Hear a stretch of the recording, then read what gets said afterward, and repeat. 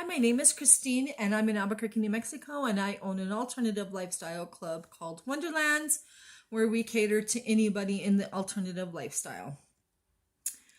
So today, something came across my Facebook page about submission being a gift, and every time I see this, I'm like, why do people say that? Submission is a gift. I know you guys have all said submission is not a gift. So if we were going to look at something, and I pray to God that my dogs don't make a lot of noise because they're running around because it's after 2 o'clock, and I'm hoping that they're going to be good. We haven't been able to take a good walk because it's raining outside. Not to get off subject, but if they're making noise in the background, that's why. And you guys are just going to have to listen past it. So a DS dynamic is a power exchange, and it involves a negotiated contract. And it doesn't matter what type of relationship that you're entering into. It doesn't matter if you're a swinger, polyamorous. There's some type of contract involved. BDSM, there's some type of contract involved. There should be. A contract with yourself, a contract with your partner, and a contract between you and whomever you play with. And they're always evolving.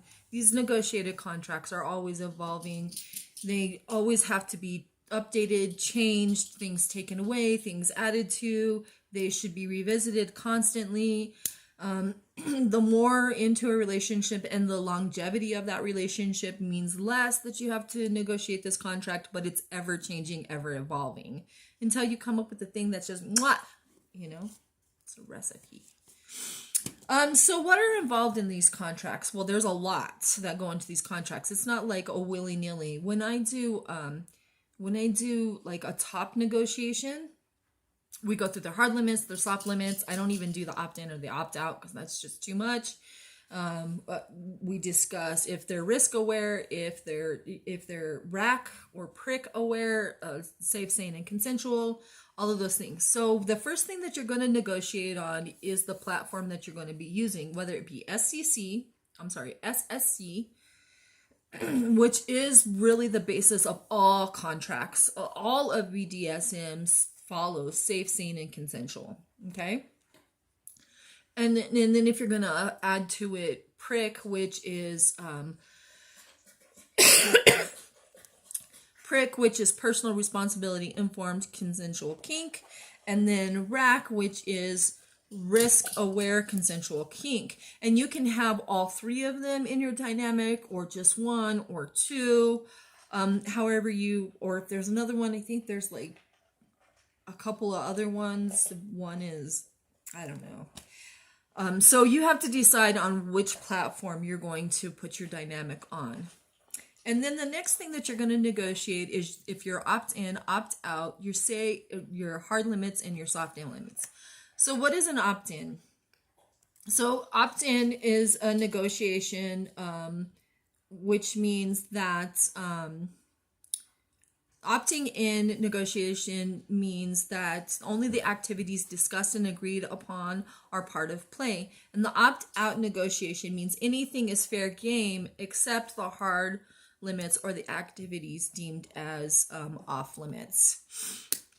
And then you have consensual non-consent, which is typically a relationship styles, but some people do structure play within these type of structures. Now I'm reading this, so this is something that I pulled off the web. Consensual non-consent is typically a relationship style, but some people do structure play within this type of structure. This is where the person in authority makes the decision and the person giving up the authority obeys, even if they don't want to. That's all part of negotiation, And then you're going to talk about, your hard, your soft limits. And then you're going to go into your safe word. All of us use red, yellow, green. Most of us do. Some people use pineapple, but I don't recommend using pineapple. The reason why we use red, yellow, green is because it's known throughout the world for the traffic light system. Okay, so red would obviously mean stop. Do not proceed, okay?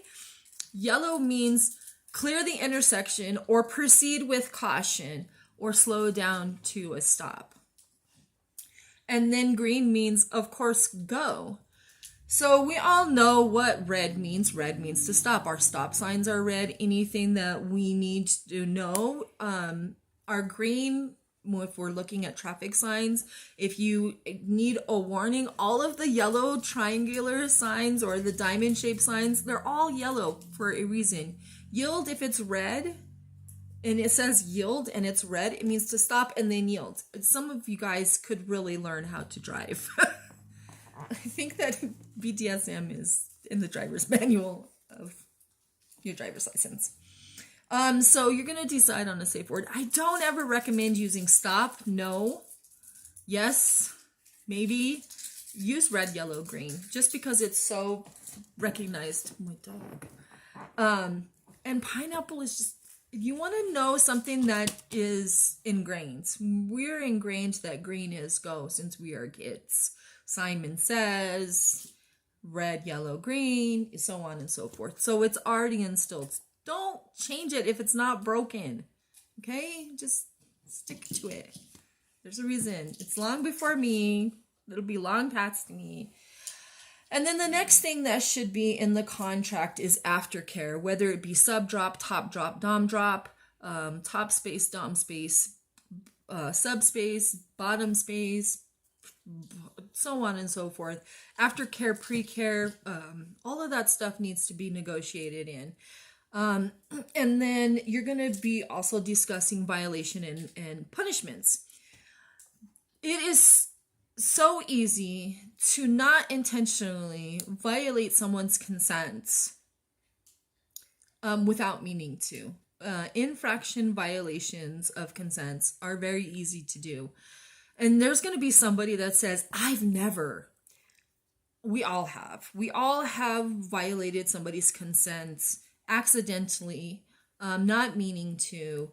And there needs to be a provision in your contract that says that if you do this, this is what's going to happen. So you guys need to take that into consideration. And then you also need to negotiate the scene details. If you're going out to a dungeon, you're going out to a private home, you're going out to a play party, you're going to a hotel or whatever, who's going to be in the scenes? How do you negotiate the scenes with somebody that you just met? What roles will the D and the S play when there's a third player involved? What other types of things are others allowed to join in? Where will the scene take place? All of that stuff. These negotiations actually have to happen before you go to the party. So you guys should always reevaluate your contract before you go to an event. Do you see why I'm saying it's ever changing? And then you're going to also do, your limits and your safe words, which we already discussed. Are you engaging in resistance plays? Are you going to be able to push the soft limits? Things like that. Sexual activity. Is there going to be sex involved? Kissing, genital, manual manipulation, manual stimulation. And what kind of birth control are you going to be using? Condoms, dental dams, birth control, spermicides, things like that. And then the scene details. What type of scenes are you going to be doing? Bondage, impact, sensation. What kind of marks are allowed? No marks, lots of marks. Marks that are can be seen by others only if you're wearing certain amounts of clothing, like bathing suits, bikinis, whatever. Temporary marks. Are you going to be engaging in humiliation and I can never say this word. Degradation. And what's off limits and what do you enjoy? Things like that. And your health needs to be part of this. Like, do you have an underlying problem, depression, anxiety, schizophrenia, or anything like that? Are you taking any medications? That should be part of the thing. Are you diabetic? What happens if you have a diabetic attack during a scene, whether you're a submissive or a dom? That can happen. things like that. How your aftercare, how long is your aftercare going to be? What is part of your aftercare? Do you need a blanket? Do you need water? Do you need cuddles? Do you need a pacifier? Do you need whatever? And what sort of relationship at that point in time of the negotiation were you? This must be clearly defined.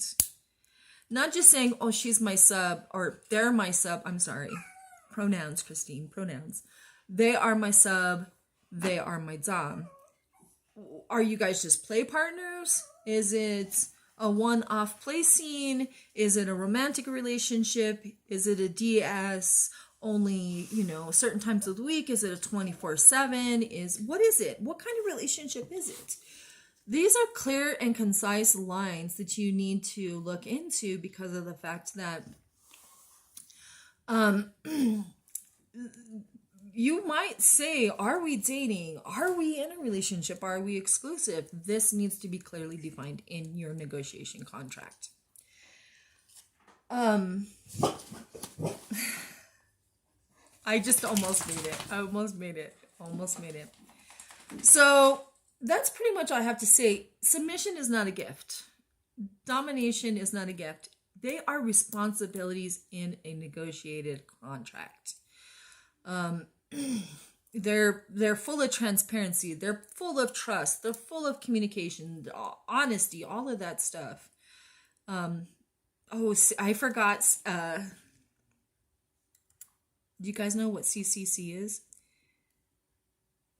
It stands for Committed Compassionate Consents. That's also another thing that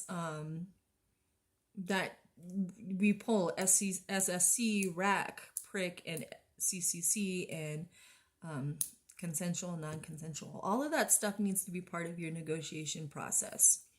And it should be revisited continuously, especially right before you go to a play party. So that's all I have to say. Submission is not a gift. Domination is not a gift. It is something that you do give to each other, but there's a lot of responsibility that come with both of them. And it's not just on the dominant. So if somebody wants to say domination is a gift, submission is a gift, there you go. You guys aren't totally 100% incorrect, but you're not totally 100% incorrect. Wait, what did I say? Yeah, you get it. So be good to yourselves, be good to each other, and hey, go adopt an animal from the animal shelter. I'm a volunteer at the animal shelter, and I also work for a rescue, and we have all kinds of animals. When I talk to a lot of people, I'm always telling them that. So be good to yourselves, be good to each other, and show some compassion to an animal today. Thank you very much, and have a great day.